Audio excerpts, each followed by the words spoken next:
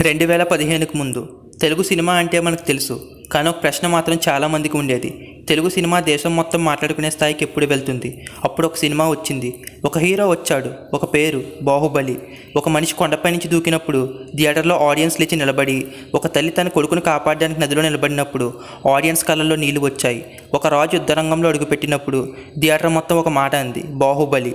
కానీ ఈ సినిమా ఇంత పెద్ద ఫినామినన్ ఎలా అయ్యింది? అది తెలుసుకోవాలంటే మనం 2015కి వెళ్ళాలి.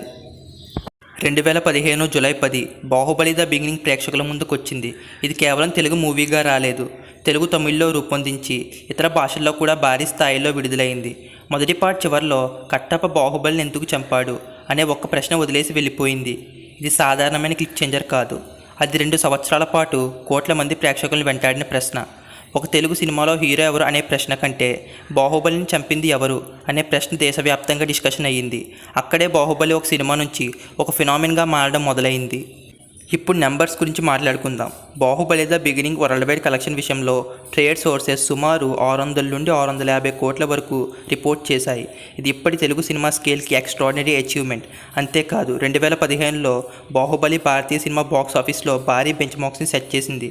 కానీ ఇది అసలు స్టోరీ కాదు. ఎందుకంటే ద బిగినింగ్ ముగిసిన చోటే కన్క్లూజన్ స్టార్ట్ అయింది. ప్రభాస్ అప్పటికే తెలుగు ఆడియన్స్కి తెలిసిన హీరో. కానీ బాహుబలి తర్వాత ఆయన పేరు ఒక రాష్ట్రానికి పరిమితం కాలేదు. దేశం మొత్తం వినిపించింది. ఒక యాక్టర్ ఒక క్యారెక్టర్ని ప్లే చేశాడు. కానీ ఆడియన్స్కి అతను కేవలం యాక్టర్లా కనిపించలేదు, అమరేంద్ర బాహుబలిలా కనిపించాడు. అతని క్యారెక్టర్లో శక్తి ఉంది, ధైర్యం ఉంది, రాజసం ఉంది. కానీ అన్నిటికంటే ముఖ్యంగా ప్రజల కోసం నిలబడే ఒక రాజు మనస్తత్వం ఉంది. అందుకే బాహుబలి ఎవరు అని అడిగితే ఒక క్యారెక్టర్ పేరు గుర్తుకు రావచ్చు. కానీ బాహుబలి అంటే ప్రభాస్ అనే ఫీలింగ్ మాత్రం కోట్ల మంది అభిమానుల్లో ఏర్పడింది.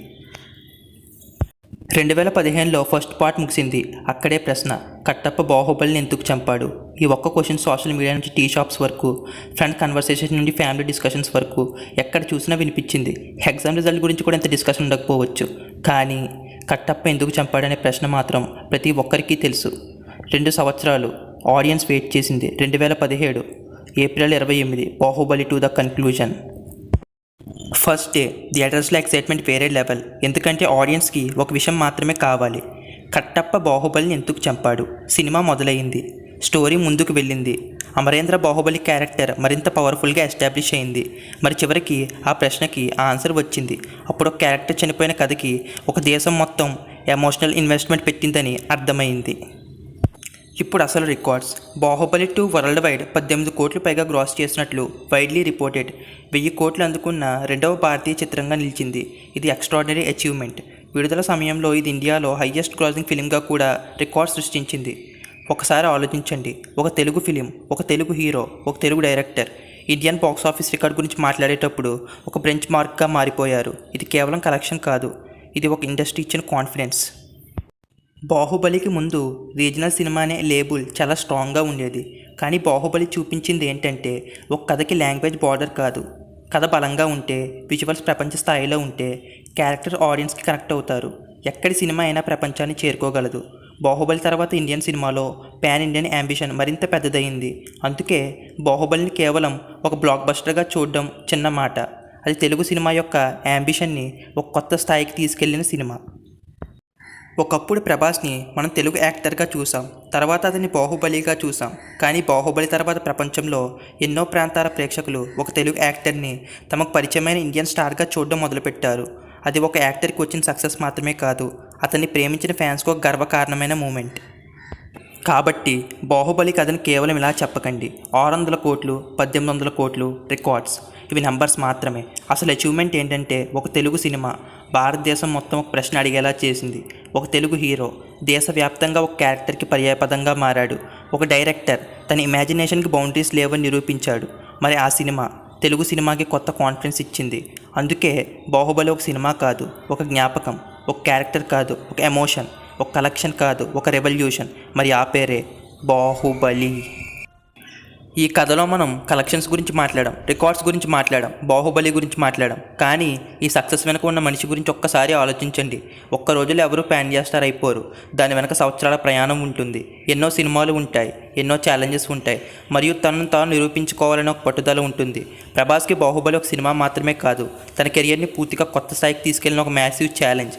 ఒక క్యారెక్టర్ కోసం తనను తాను మార్చుకున్నాడు. ఆ పాత్రకు సరిపోయే పిక్స్ కోసం కష్టపడ్డాడు. మరి ఆ క్యారెక్టర్ని కేవలం నటించలేదు, ప్రేక్షకులకు గుర్తుండిపోయేలా జీవించాడు. అందుకే ఈరోజు మనం 100 కోట్లు 1000 కోట్లు రికార్డ్స్ గురించి మాట్లాడుతున్నప్పుడు ఆ నెంబర్స్ వెనక ఉన్న కష్టం కూడా గుర్తుపెట్టాలి. ఎందుకంటే రికార్డ్స్ ఒక రోజులో తయారవుతాయి, కానీ ఒక స్టార్ తయారవడానికి సంవత్సరాల సమయం పడుతుంది. ఆ ప్రయాణానికి, ఆ కష్టానికి ఉన్న మరో పేరే రెబల్ స్టార్ ప్రభాస్. బాహుబలి అంటే కేవలం ఒక సినిమా కాదు, ఇండియన్ సినిమా బాక్స్ ఆఫీస్లోనే ఒక కొత్త చాప్టర్. 2017లో బాహుబలి 2 ద కన్క్లూజన్ విడుదలైనప్పుడు మొదటి రోజే అన్ని వెర్షన్స్ కలిపి 100 కోట్లు పైగా వరల్డ్ వైడ్ గ్రాస్ చేసింది. మొదటి వీకెండ్లోనే 300 కోట్లు పైగా వరల్డ్ వైడ్ గ్రాస్ చేసింది. కానీ అసలు రికార్డ్ అక్కడ లేదు. కొన్ని రోజుల్లోనే బాహుబలి 2 1000 కోట్లు వరల్డ్ వైడ్ గ్రాస్ దాటిన తొలి ఇండియన్ ఫిల్మ్గా చరిత్ర సృష్టించింది. హిందీ వెర్షన్లో కూడా ఫాస్టెస్ట్ 300 crore హిందీ ఫిల్మ్గా రికార్డ్కి ఎక్కింది. ఇక ఓవర్సీస్కి వెళ్తే నార్త్ అమెరికాలో 100 కోట్ల బెంచ్ మార్క్ దాటిన తొలి ఇండియన్ ఫిల్మ్గా బాహుబలి 2 నిలిచింది. యుఎస్లో అప్పట్లో ఇండియన్ ఫిల్మ్కి ఉన్న అత్యధిక ఓపెనింగ్ని, తర్వాత యుఎస్ బాక్స్ ఆఫీస్లో దంగల్ని దాటి అప్పటి హయ్యెస్ట్ గ్రాసింగ్ ఇండియన్ ఫిల్మ్గా కూడా నిలిచింది. ఈ సినిమాకి ప్రాణం పోసిన మరో విషయం ఉంది, ఆ డైలాగ్స్. ఒక డైలాగ్ వింటే ఒక క్యారెక్టర్ గుర్తొచ్చేంత పవర్ఫుల్గా ఉన్నాయి. ముందుగా శివగామి దేవి, ఆమె మాటల్లో ఉన్న అథారిటీ, నేను చెప్పిందే నిర్ణయం అనే స్థాయిలో ఉంటుంది. ఆమె డైలాగ్స్ వింటుంటే మన ముందే ఒక రాజమాత నిలబడి ఉన్న ఫీలింగ్ వస్తుంది. అలాగే బాహుబలి గురించి ఆమె చెప్పే ఫిలాసఫీలో ఒక గొప్ప వారియర్ అంటే శత్రువులను ఓడించేవాడు మాత్రమే కాదు, తన ప్రజలను కాపాడేవాడని చెప్తుంది. అదే అమరేంద్ర బాహుబలి క్యారెక్టర్ యొక్క అసలు గ్రేట్నెస్. ఇక అమరేంద్ర బాహుబలి డైలాగ్స్, అతను దేవసేన కోసం నిలబడే సీన్లో ఆ మాటల్లో ప్రేమ కంటే గౌరవం, బాధ్యత, ధైర్యం కనిపిస్తాయి. అందుకే ఆ డైలాగ్ కేవలం ఒక పంచ్ డైలాగ్లా అనిపించదు, అది అతని క్యారెక్టర్ డెఫినేషన్లా అనిపిస్తుంది. మరి కట్టప్ప, అతని డైలాగ్స్లో ఒక ప్రత్యేకమైన ఫ్లేవర్ ఉంటుంది. ఒకవైపు రాజభక్తి, మరొక వైపు షార్ప్ హ్యూమర్, ఇంకొక వైపు అతని బాధ్యత. అందుకే అతను మాట్లాడిన కొన్ని సీరియస్ మూమెంట్స్లో కూడా ఆడియన్స్కి స్మైల్ వచ్చేలా డైలాగ్ రైటింగ్ ఉంటుంది. కానీ నాకు అన్నిటికంటే నచ్చేది ఏంటంటే బాహుబలి డైలాగ్స్ కేవలం ఎలివేషన్ కోసం రాయలేదు. ప్రతి మాట క్యారెక్టర్ ఎవరు చెప్తున్నారో శివగామి మాటల్లో మనకి కనిపిస్తుంది, కట్టప్ప మాటల్లో మనకి లాయల్టీ కనిపిస్తుంది, బల్లాలదేవుని మాటల్లో యాంబిషన్ కనిపిస్తుంది, అమరేంద్ర బాహుబలి మాటల్లో ఒక నాయకుడి హృదయం కనిపిస్తుంది. అందుకే కొన్ని డైలాగ్స్ వింటే విజిల్ వస్తుంది, కొన్ని డైలాగ్స్ వింటే ఎమోషన్ వస్తుంది, కానీ బాహుబలి డైలాగ్స్ వింటే క్యారెక్టర్ గుర్తొస్తుంది. అదే ఈ సినిమా డైలాగ్ రైటింగ్ యొక్క అసలైన పవర్. ఇప్పటి వరకు మనం బాహుబలి కథ గురించి మాట్లాడుకున్నాం, దాని రికార్డ్స్ గురించి మాట్లాడుకున్నాం, కలెక్షన్స్ గురించి మాట్లాడుకున్నాం, ప్రభాస్ గురించి మాట్లాడుకున్నాం, ఆ సినిమాలో డైలాగ్స్ గురించి కూడా మాట్లాడుకున్నాం. కానీ ఇవన్నీ కలిపితే మనకు అర్థమయ్యేది ఒకటే, కొన్ని సినిమాలు వచ్చి వెళ్ళిపోతాయి, కొన్ని సినిమాలు రికార్డ్స్ సృష్టిస్తాయి, కానీ చాలా అరుదుగా ఒక సినిమా ఒక తరం గుర్తుపెట్టుకునే జ్ఞాపకంగా మారుతుంది. బాహుబలి అలాంటి సినిమా. మహిష్మతిని మనం మర్చిపోలేం, అమరేంద్ర బాహుబలిని మనం మర్చిపోలేం, కట్టప్ప ప్రశ్నని మనం మర్చిపోలేం, శివగామి ఎమోషన్ని మనం మర్చిపోలేం. మరి ప్రభాస్ చేసిన ఆ పాత్రను అంత సులభంగా మర్చిపోలేం. ఎందుకంటే ఆయనను మనకు ఒక సినిమా ఇవ్వలేదు, ఒక ఎక్స్పీరియన్స్ ఇచ్చాడు, ఒక క్యారెక్టర్ ఇచ్చాడు, ఒక ఎమోషన్ ఇచ్చాడు, మరియు మన తెలుగు సినిమా గర్వపడే ఒక అవకాశం ఇచ్చాడు. ఈ వీడియో మీకు నచ్చితే లైక్ చేయండి, మరియు ఇలాంటి Telugu cinema facts, records and stories కోసం మన ఛానల్ని సబ్స్క్రైబ్ చేయండి. ఎందుకంటే సినిమాలు అందరూ చూస్తారు, కానీ వాటి వెనక ఉన్న కథను మనం తెలుసుకుందాం. That's it for the day. Have a good day. Bye friends.